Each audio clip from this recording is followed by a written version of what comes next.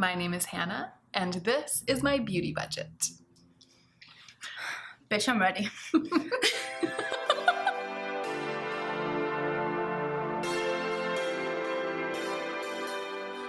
you find you're so small. I'm like a little smurf.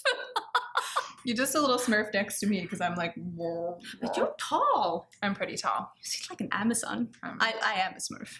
You're not a smurf. You're not. You're the perfect size. Average. Yay! I'm here. We're filming, and I'm doing her makeup. Welcome back to yet another episode of My Beautiful Friend. Can you tell? Today's guest is my beautiful friend, ANGELICA Nyqvist. Oh, you're doing good. I'm basically Swedish. Yeah. So we'll do the rest of the video in Swedish. Yep. Men det är okej med det, eller vi kör det va? Yeah. I should say, I guess ANGELICA needs no introduction because everybody who follows me, I feel like follows you. That's how I feel. I mean, that's what I always think. But I don't know. YouTube's so mysterious. Yeah, YouTube is mysterious. It's been really mysterious lately. It has been. It's an enigma. I mean, it's always been mysterious to me. I'm up here like, what am I doing? What are we doing? You're like, this is the best video I've ever put out. Why do I lose 20 subscribers 20 seconds after I put this out? Don't you like me? That's real talk. Real talk. Mm-hmm. No, but I don't know. My name is ANGELICA Nyqvist. Tell a thing. I have a YouTube channel where I do a lot of videos because I love doing YouTube. I love doing videos. I put up about 5 videos a week, but I have actually 1 week put up 8 videos 1 week. Wow. I'm pretty much already wearing my makeup from the day. I didn't wear any eye makeup today, but I have a little mascara on and a little bit of base product. What are you using? It's the Smashbox one. Almost done.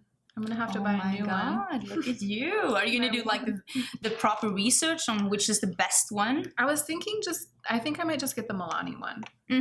Because I want something drugstore. I'm not gonna pay whatever the $25 for an eye primer. I clean my brushes on this one to make sure, because now we're gonna use a something that's a bit pastel-y, and I don't want it to have any brown in it because it's gonna be muddy. I don't know. And all my brushes are covered with brown. She's like, I need to clean these neutral shadows off of your brushes before I use them. Be gone, pest. Don't not subscribe to ANGELICA. Right? I mean, you guys. And you also get the privilege to see my travel palette. This is the palette I put together for traveling. So the first question that I always ask is, you know how at the end of my videos I always say, take extra good care of yourself so that you can be the most effective version of yourself as you do your work in the world. So what is your work in the world? And you can answer it however you want. I'm so ready to have my makeup done. I'm like, I don't know. My work in the world is, that's perfect. Oh my God, I don't know. I feel like maybe my work on YouTube would be to be just like makeup. It doesn't have to be like pretty all the time. I feel like beauty it's not always about like being a more beautiful version of yourself. That's not what makeup is. Makeup is supposed to be like just fun. It washes off. This is not a tattoo. Like you can do whatever you want. And I feel like we've been so into, does this go with my eye color? Does this go with my skin color? Will this make my eyes look bigger or smaller? Am I going to be pretty like this? It doesn't matter. Like what if your eyes look smaller and you look a bit like an alien? But it's okay. It doesn't matter. Like it's all makeup. It's going to wash off. And I just want us to just have more fun and not be so concerned about if people are going to find it pretty or not. It doesn't matter. And if you don't want to wear makeup for a day, that's fine too. You don't wear makeup to be pretty. You just wear it to be different. I love that. I feel like you're kind of saying that a large part of your work in the world is to help people disconnect makeup products and beauty products and the fun we can have playing with them from the idea of like an empirical idea of beauty or the idea of ideal beauty, because to you they're actually not the same at all. I hate that and like when you say that you use makeup to be presentable. Like, what is that? Like, I don't use makeup to be presentable. I'm already presentable. You're presentable as you are. Yeah. And that's why I don't wear makeup to work. Like, I don't need makeup to to be taken serious at my workplace. And I also feel like people will say like, oh, but they always ask me if I'm tired, if I don't want any makeup, but that's because you wear makeup every day. If you wore makeup every day for 20 years and they've seen you exactly the same, the one day that you show up differently, they're gonna ask you like, why aren't you looking like you always do? Because and I want my like normal self, the way that people recognize me when they think of me in their head, I want that person to be me without makeup. Wow, that's so interesting. It's like an accessory rather than a baseline. And that makes it very clear that makeup doesn't define beauty. It's not the definition of presentable beauty. Yeah, and that's why I'm not afraid of like wearing colors that people don't think mix, or like doing eyeshadow that's too much for the grocery store, because I'm not trying to be pretty. I'm just trying to be different, like do something else. I used to wear makeup when I was younger, but never like I didn't need makeup when I was younger either. I'd go out without it. I didn't care that much. Although I feel like I have a much more relaxed like view on makeup now than I did maybe in my early 20s. But still, there were times when I just wanted to go out and have a coffee with a friend, and they'd be like, no, wait, I have to do some makeup, and I was like, I never got that part. Because I had friends that had the exact same makeup look on for years and years and years, and that was how people saw them. I think there can be something kind of awesome about developing a signature look and sticking with it and having it be like the thing that makes you the iconic version of yourself. But I also feel like every look you do is that. Almost all of those brushes are clean too, the face ones. None of my brushes are kind clean. of like wine. I need to stop. I need to put the wine aside for a moment. I'm just gonna take a little break. I guess I haven't really eaten lunch yet, so I had a couple sips and I was like, oh my god, I'm so purple. Megan Matthews says, what was an assumption you had about one another that turned out to be wrong? Oh my god, I don't know. It's kind of hard. It's kind of hard to answer. I thought you'd be like super like short and like super petite. I saw you like a little like That's so weird. The little like fairy, Tinkerbell-ish. I have literally never been petite in my entire life, and I've always wanted to be, because you always want what you don't have. Oh yeah. But no, I've always been like bigger than my peers. As a kid, I always have felt too big, too tall, too much. I always wanted to be taller. Of course. No, it's correct. I don't think that there's anything that I assumed about you and then I was like shocked to discover that I'm wrong. But it is really different meeting people in person. It's weird because it's in some ways it's different and in some ways it's exactly the same. Yeah. Like you look the same, you seem the same. Like it's exactly like watching your videos, except that we get to interact, you know? So in some ways it's not weird. You're like, close your eyes. You're like, yeah, close your eyes. So in some ways it's really different, but I feel like watching a YouTube video is really different than hanging out with a person, because you get to see the person not talk. Yes, and you see them listen. You see them listen, you see them ask questions, you see them respond. And I also feel like on YouTube, when you're watching someone's YouTube video, they are giving you their undivided attention. So it's like when I watch you on YouTube, I feel like you're talking to me.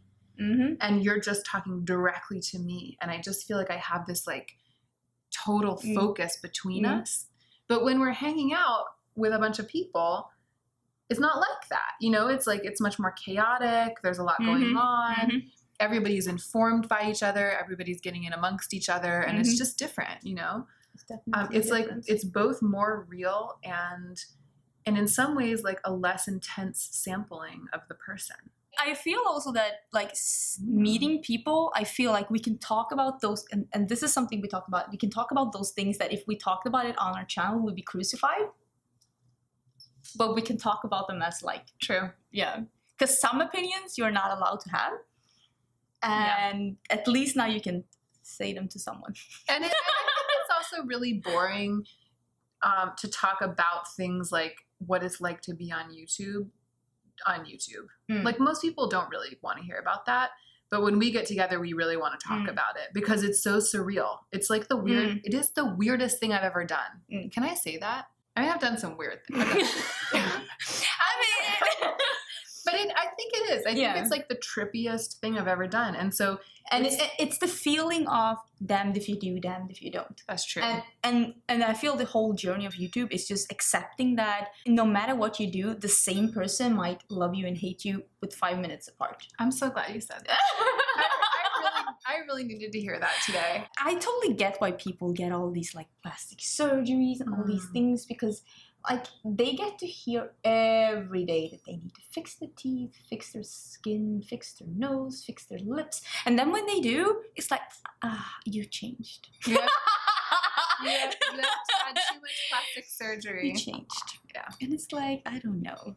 And everybody changes. I kind of hate that whole you change thing, I have to say. I mean, you're telling me that's been like a big thing for me, because I launched my channel with a year-long project. So when the project ended, the nature of my channel obviously changed a little bit. And in some ways a lot, and in some ways just a little bit.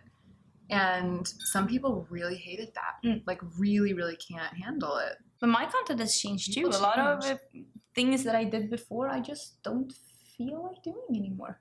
And if people miss that, I'm sorry. But I mean, you have to do what's right for you. I mean, you did your project so that you would have a more like a better view on shopping and stuff like that. You didn't do it because you never wanted to shop again. You just wanted to shop better, smarter, less. And in fact, I love beautiful things so much. And like that love hasn't gone away. That's part of why I started a YouTube channel, because I love this community where we love beautiful things together. I just am determined to prove that there's a way to do it without ruining your life by overspending. But it doesn't mean renouncing your love of beautiful things. And it doesn't mean renouncing the behavior of acquiring beautiful things. It just means finding balance. Yeah, but it's the same with my low buy, because I mean, sometimes you do get criticism, like you're still getting so much. And it was never about, it's just the feeling I had before, but as soon as I saw something that I liked, I had to have it. Yeah. And just realizing that you can like something from afar. You can appreciate its existence without having to own it. So you use a lot more pressure with the brushes than I usually do.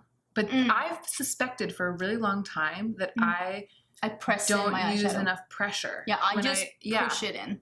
I think I sort of have had this impression for a long time that you just sort of like gently brush it on and then it sort of magically like diffuses itself into the right place. I press it in. And it's kind of been amazing having this. I feel like, and this isn't a criticism at all. I've been like watching and learning from like the insides of my eyeballs. I press and work in my eyeshadows to the primer, and that's why I never set my primer, because I want to set my primer with the eyeshadow. If I set my primer with something else, like why am I using a primer? Like what's the point? Because you're gonna set it with eyeshadow. Because I put eyeshadow all the way up to the eyebrow, even if it's just a matte one at the top. I'm gonna set it. I just don't want to set it with something before I even start. Then I might just not. I feel like I could feel you working it into the primer with the brush, and I feel like it's kind of bulletproof now. Yeah. That's so cool. I always said like my makeup, if the zombie like apocalypse, like if the Walking Dead, like if that started today, I'd still be wearing this season 2. Season 2, I'm still running around like this. You'd like turn into a zombie, and the zombie would be so I'll be okay. The zombie's face would be beat for life. Someone asks, why do matte eyeshadow with glitter still exist? I don't know. Maybe they're affordable to make. I don't know. We got a question saying, what inspires you the most, makeup and in general? Okay, you go first. I'd say like makeup-wise, just colors. Just looking at colors, and that's why I like moving around things in my magnetic palette. I never do a magnetic palette and then it stays that way. I always move things around and I switch them, and I like, also what does it look like if I put this one next to this one and stuff like that. So just seeing colors together, and that's why I feel like I'm still getting inspired by new eyeshadow palette that comes out, even though I probably still own them. It's just, but this is a new color combo, and they put this one next to this one, and I just, I like that. Are you just like seeing what color I'm using, and you're just like, I'm so into it.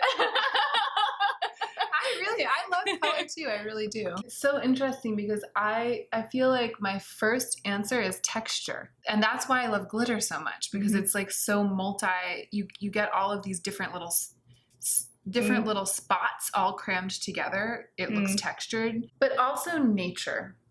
I mean, that's actually the real answer. It's like images of nature and being in nature that inspires me in makeup, but also in other arenas actually in life. And it's one of the weird things about living in LA. Is there nature around where you live? Like what's the environment? I mean, if I walk for 2 kilometers, I'll be able to pet a cow. That's so great. Dream #goals. No, I do like our town. Maybe our town is a bit like, I feel like if I were to move, I'd either move to something really big like a city, or I'd move even more rural, because I feel like we're a bit in between, where it's a bit annoying that we don't have all the things that a big city has, but it's also like not rural enough, so we're not really living on the countryside. It's just like a weird in between when you just get annoyed that you have this weird mix.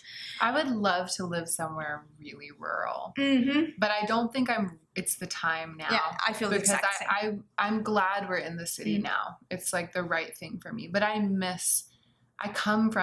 was like running around barefoot in the mountains of North Carolina as a kid. Like I come from dirt and bathing in rivers and stuff, and I miss it. Same. Yeah. Same. So you too? I grew up in the middle of the forest, and my fiance did as really? well. Yeah. Running around barefoot in the pine tree forests. Yeah. And look at us now. Oh my God. You're very colorful. I'm getting so colorful. Do you have any glitter glue? Yes. Someone asked if you were to do a collab, what kind of product and what kind of color. Oh yeah, someone asked me that as well. Maybe it's the same person. Maybe. Or maybe everyone just really wants to know. Yeah. What are you gonna do? What would you do, Hannah, if you're doing a collab? What would you do? Well, first of all, it's not really something I've thought about because of, my channel isn't really in that situation right now. I would like to say same. That's like something that I lay like awake at night thinking. So it's actually kind of stumping me. But it's weird. I almost feel like a lipstick, because I feel like I struggle to find a brown toned nude that's light. All of the really gorgeous, really, really kind of striking grungy browns they all look vampy on me. And then the lighter nudes are all pink, So it would be fun to come up with my own lipstick color. But I think my favorite thing is like duochrome eyeshadow.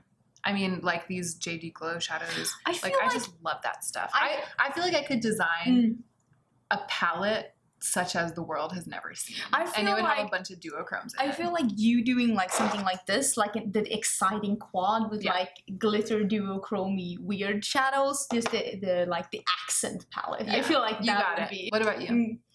I feel like everyone says eyeshadow palette, but if I ever got the chance, I would love to do an eyeshadow palette. It would be super cool. I feel like I have so many ideas, but I also like, if I ever did something, I want it to be perfect. I don't want to be compromising, because if I did something, I want people to look at it and be like, oh yeah, I totally see this, and not be like, is this really what you want to do? Yeah. Because I also feel like that would be so. That reminds me of a question, actually. That's something I'd like to hear you talk about, and that has to do with work ethic and grit. And this goes all the way back to the genesis of my channel. We've talked about it a bunch of times. But what is it that makes it so that when you make a promise to yourself, you keep that promise, as opposed to making a promise to yourself and then breaking that promise? Like, what do you think? Because I feel like we both are people who tend to keep the promise, but I get questions about that a lot, and I think that you could probably offer insights that I don't have. I feel like and I know a lot of people don't feel like this, but I feel like the core part of who you are as a person is also who you are online. And I'm the person that if I say I'm going to do something in real life as well, I'm going to do it. If I say I'm going to show up at 1, I'll show up at 1. Mm-hmm. If I say I'm going to do this, I'll do this. I'm saying I'm going to take an extra shift at work, I'm going to do it. I'm not going to be the person to be like, you know what, I'll try and back out. Like I never do that. And I do get borderline annoyed with people that do it. that don't do what they say. Do you feel they're like gonna you've do. always been that way? Is it just your personality, or is it something you've worked on? You feel like it's just your personality? I've always been like that. But I feel like I get less and less disappointed that people are not like me. That's with so time. good. Because That's when I was true. younger, it's like, what's wrong with people? Gosh, I think it has something to do with self-respect and like self-love. I think it's maybe. like you believe you're worth keeping your own promise. Like you believe you're worth it. Yeah, and I always like, even if I don't tell anyone that I'm gonna do something, I never, even if it's like, oh, but if I don't do it, I didn't tell anyone, and I still do it. Because it's not about Yeah. it's not about saving face. Yeah. Like It's the first about yourself. yeah, exactly. The first year that I did, like, I know people call it Vlogmas, but it wasn't really Vlogmas, but on YouTube, I uploaded every day on December. I didn't tell anyone in advance that I was going to do that. So I could have easily just like quit halfway and nobody would have really noticed. I just told people afterwards. Yeah, I decided to upload every day in December, and I did. Do you feel like it ever bites you in the butt that you feel like you have to follow through? Like, do you feel like there are ever situations where it would actually be the healthier choice or the better choice to let yourself off the hook? Oh yeah, definitely. So it kind of becomes an aspect of your personality that you have to battle with. The fact that you're so faithful to your original plan. Yeah, definitely. Like I used to upload six days a week, and then now I'm at 5, and I feel like I had to explain myself. Like, I'm doing 5 now, and it's only because, but I needed more time. Sometimes I think that when you're someone who's really hard on yourself, the hardest thing is to just let yourself do less. One thing though that I learned from like the little makeup artistry that I did is that makeup looks normally don't look as, close your eyes, as polished in real life as you think they do. Like they're usually more like it doesn't look that like perfect, and that is something that I try to like. My makeup looks never look like an Instagram makeup look. It's not perfect. It's not meant to be perfect. But it's interesting because the camera does perfect things. Yeah. And I actually think that like the YouTube world and Instagram makeup world, we're obsessed with perfection. And it doesn't exist. Yeah. I would have everyone see everything in person and see how it looks. Like, see how skin really looks close up when it has like foundation on it, and see how eye looks really look see how an eye look is always asymmetrical. Yeah. Just to see it in person, because and see how a blend 9 times out of 10 it's not perfect. There's always some kind of line somewhere, and it's okay because when you're like this, you don't see it. That. I love like berries and blues together. Yeah, I'm so like berries and blues are like. I feel so you. Ooh. Do you have any more fun questions? Ooh, let me look at my questions.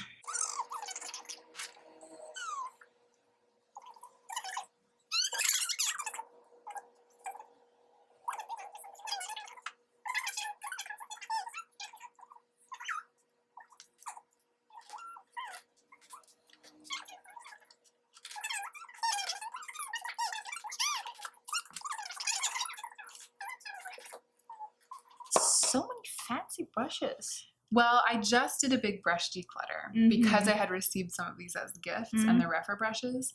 That's a nice bronzer. I feel like when it comes to like eyeshadows, I use smaller brushes than most people, and when it comes to face brushes, I feel like I use bigger brushes. I do that too. I think I'm the same exactly with both of those. And I totally get with the whole contour thing, but I'm not here to like, I'm just here to give some color. I'm not here to structure. I love having like blushes that look like this. Ooh, yeah. So it's the Fenty highlighter, but it's in Ginger Binge Moscow Mule, which I think is designed for deep skin tones. Yeah. I love it as a blush. I'm ready for my close-up. What lip should I put on? Is this all your lips? Like, is this it? Yeah. You're never gonna. I'm never showing you how much I have. I don't judge. I have 2 full drawers like this. I don't think it's bad to have a lot of makeup or to have more makeup than me or to shop or buy more than I think it's really about finding your own balance. Yeah. It's one of the things I love about Lacey. You know, she talks on her channel about, she's like, I have a huge collection of makeup and I love it and it makes me happy and I'm proud of it. And I'm like, well, I'm just saying. And I'm like, yes. Like every time she says it, I'm like, yes, because it's not about some abstract idea of what's virtuous. Like not shopping a lot, not buying a lot of makeup. It doesn't have to do with virtue. No. It has to do with you don't have optimizing your life. Yeah. You know? Owning makeup for the sake of owning makeup, that is bad. I agree. But I like options. That's why I love my big collection, because I like options. But when I did my declutter, I tried to get rid of all of the things that I never reach for because I don't like that option or I never reach for that option. But I love having 50 different nude lipsticks. I wanted to ask you about the ghee. Remember, I can't stop thinking about it. When the other day at the party, I opened our fridge and Angie saw we have a mason jar of ghee, which is clarified butter. I like to cook with it because we try not to eat too much dairy. So we have this it is very like prairie homestead, big mason jar of ghee. And Angie saw it. She's like, "What is that?" That's the most American thing I've ever seen in my life. Like a big mason jar of just fat, just sitting there. I'm like, wow. I mean, I kind of understand what you were talking about, why it's the most American thing you've ever seen, but I also don't. First of all, mason jars is a very American thing. And also, I don't think that anyone would put like fat in it. In a glass jar like that in the fridge. I'm like, what is that? I kind of... All right. Nope, no talking. Nope. Okay. I think I kind of think about, this is why it struck me. And maybe you can tell me if I'm wrong about this, but I kind of think of us as being not very standard Americans. What do you think is very American? Let me see if I agree. Gosh, I think of things like having a big SUV. Oh, yeah. And like multiple cars and like a big garage. And when we tried to rent our car, the guy that we rented it from, like the car, like I want to say salesman, but car rental person dude-ish behind the counter.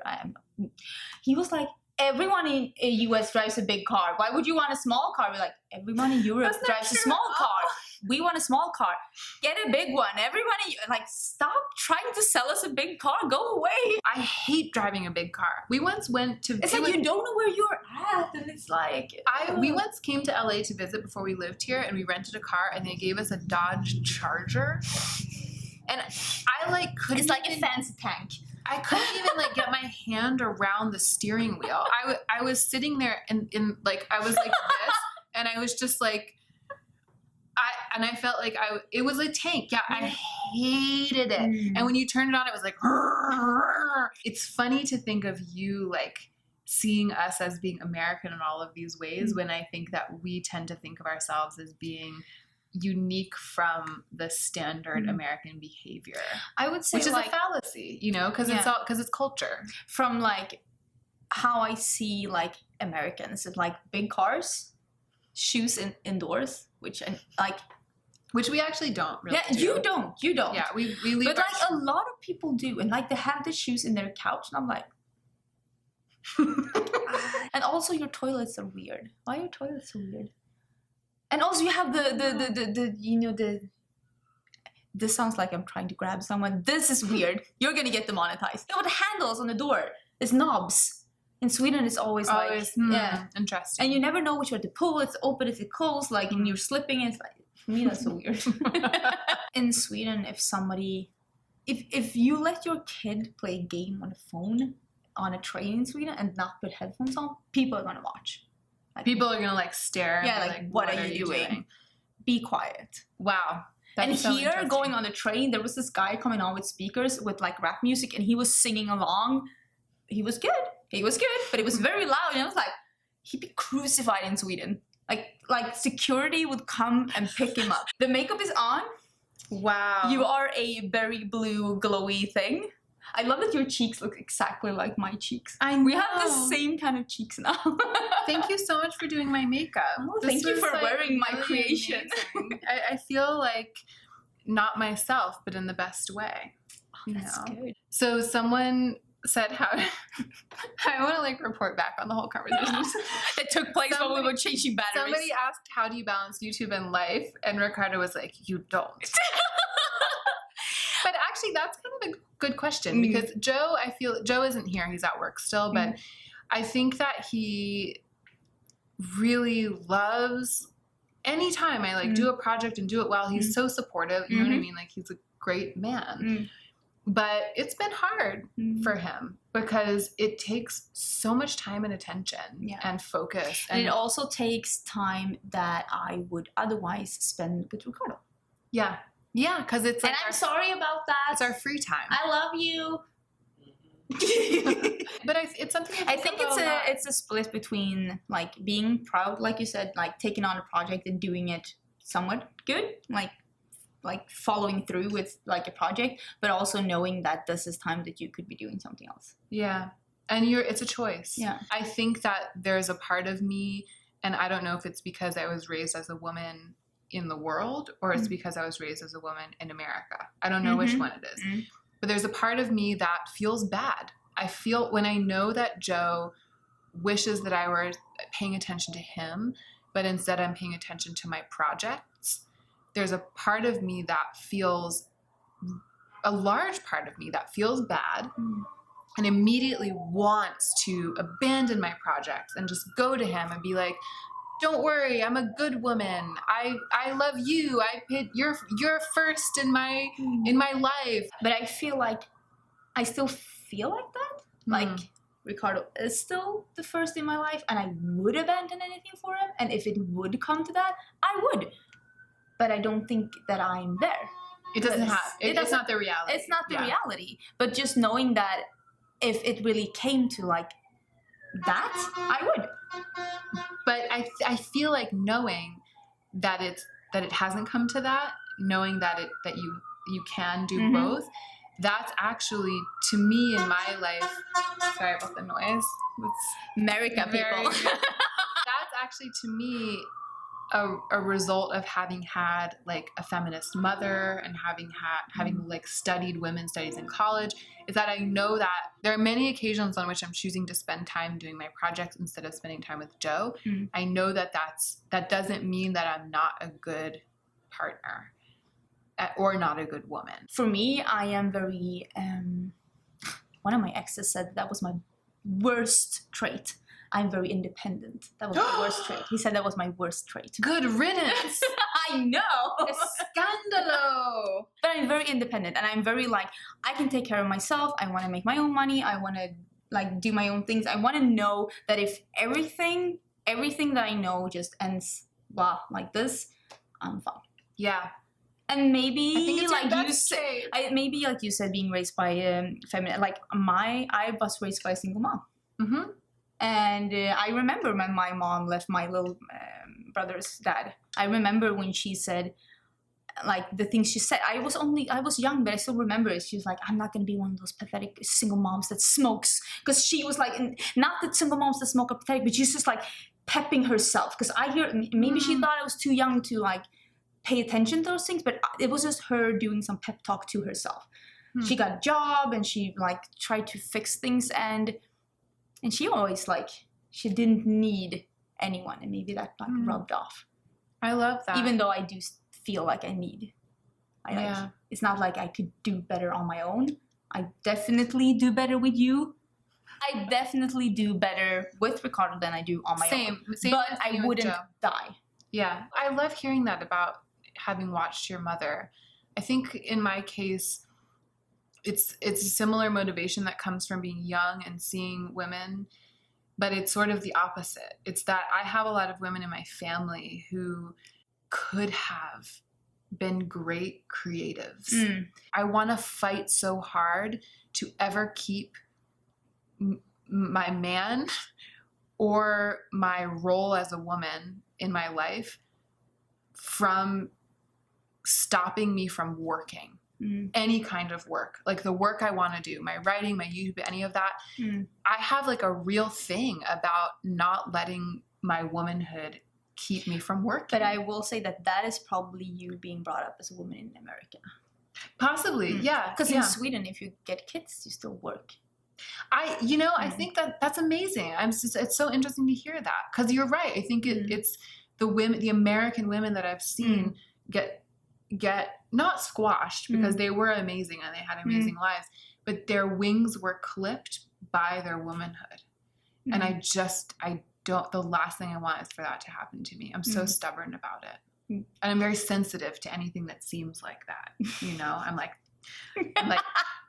to Joe, I'm like, don't tell me not to work. I like that. I should get a t-shirt that says, don't tell me not to work. This could be your merch. Personally, and this is my personal thing, I think one of the biggest part of like taking feminism to the next stage is allowing being a mother not being in the way of working. I completely agree. Hallelujah. Amen. That isn't like, okay, life stops here. You go off on this station. See ya. and life still goes on.